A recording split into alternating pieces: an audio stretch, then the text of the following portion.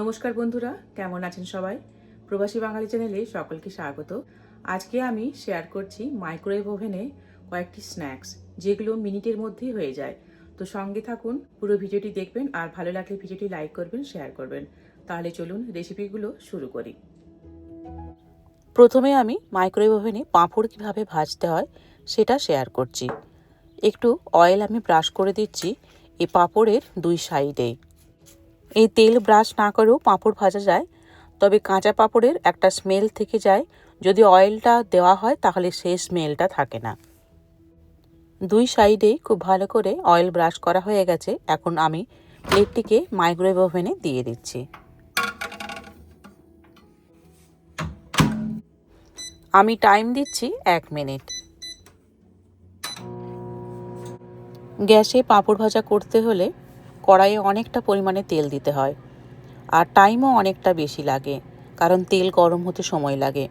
কিন্তু মাইক্রোওয়েভ ওভেনে পাঁপড় ভাজা বানাতে হলে 1 মিনিটই যথেষ্ট, আর তেলের পরিমাণও অত্যন্ত কম লাগে। পাঁপড় ভাজা হয়ে গেছে, আমি এখন প্লেটটা বের করে নিচ্ছি। এই যে দেখুন কত সুন্দর ভাজা হয়ে গেছে। আমি আপনাদেরকে ভেঙেও দেখিয়ে দিচ্ছি কতটা মুচমুচে হয়েছে, তাহলেই বুঝতে পারবেন। এই যে দেখুন কতটা মুচমুচে হয়েছে, আপনারা দেখলেই বুঝতে পারবেন।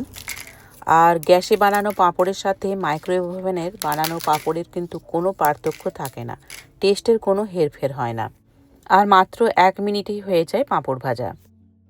এবার মাইক্রোওয়েভ ওভেনে এই ছোলা সেদ্ধ কীভাবে বানাতে হয় সেটা শেয়ার করছি।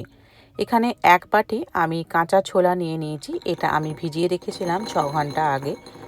একটা মাইক্রোওয়েভ শেপ বাটিও নিয়ে নিয়েছি, ওর মধ্যে ছোলাগুলো আমি সব ঢেলে দিলাম। এবার এর মধ্যে দিয়ে দিচ্ছি হাফ চা চামচ লবণ। খুব ভালো করে লবণটা আমি এই ছোলার সাথে মিশিয়ে নিচ্ছি। এবার ছোলাগুলোকে খুব ভালো করে আমি বাটির মধ্যে স্প্রেড করে দেব। এবার বাটিটিকে আমি মাইক্রোওয়েভ ওভেনে দিয়ে দিচ্ছি। 900 ওয়াটের মাইক্রোওয়েভ ওভেন। আমি এখানে টাইম দিচ্ছি প্রথমে 30 সেকেন্ড।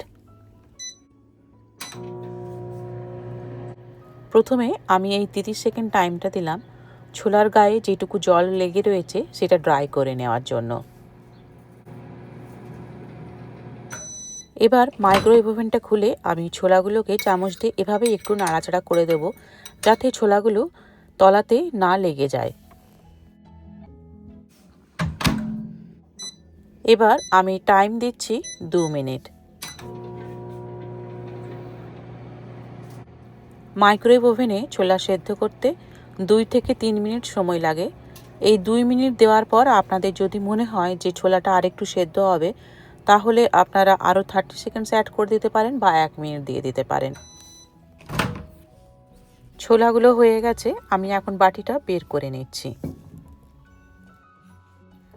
ছোলাগুলো তো খুব ভালো সেদ্ধ হয়ে গেছে, আপনারা হয়তো দেখে বুঝতে পারছেন, কারণ ছোলাগুলো এতটাই ভালো সেদ্ধ হয়েছে যে ফেটেও গেছে।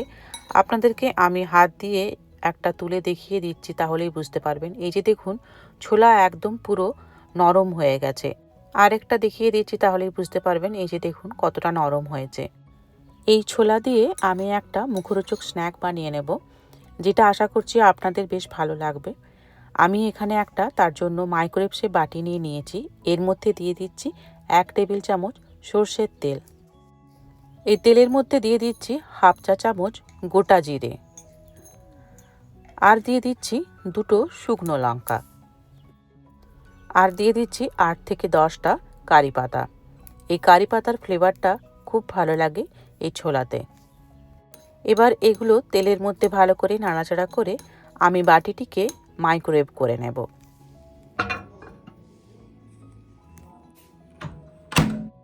আমি টাইম দিচ্ছি 2 মিনিট। যেহেতু কাঁচা তেলের মধ্যে আমি এই সব কিছু দিয়েছি, তো তার জন্য খুব ভালো করে ফোড়নটাকে গরম করে নিতে হবে।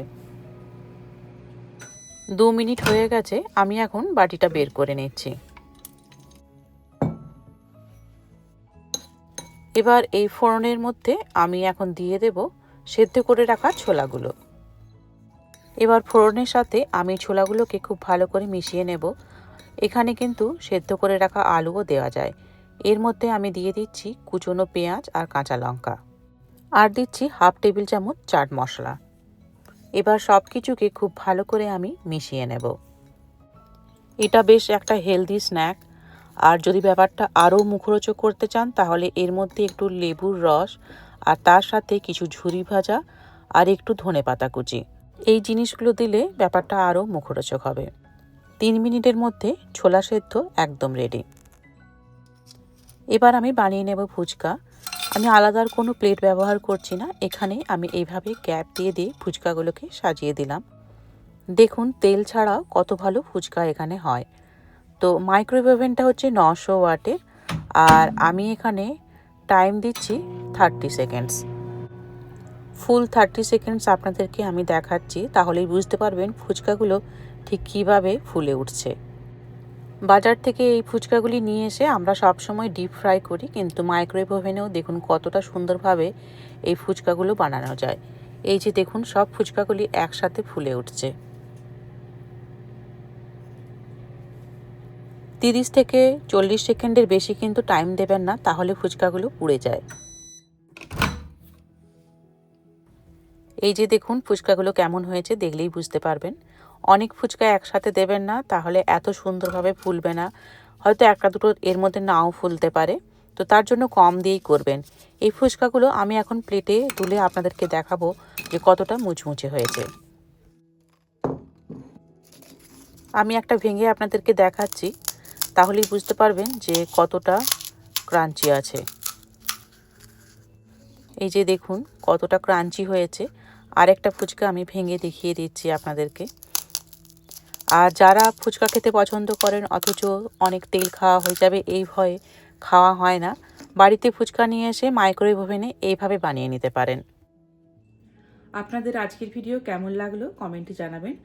আর ভালো লাগলে ভিডিওটি লাইক করবেন, শেয়ার করবেন। দেখা হচ্ছে পরের ভিডিও নিয়ে।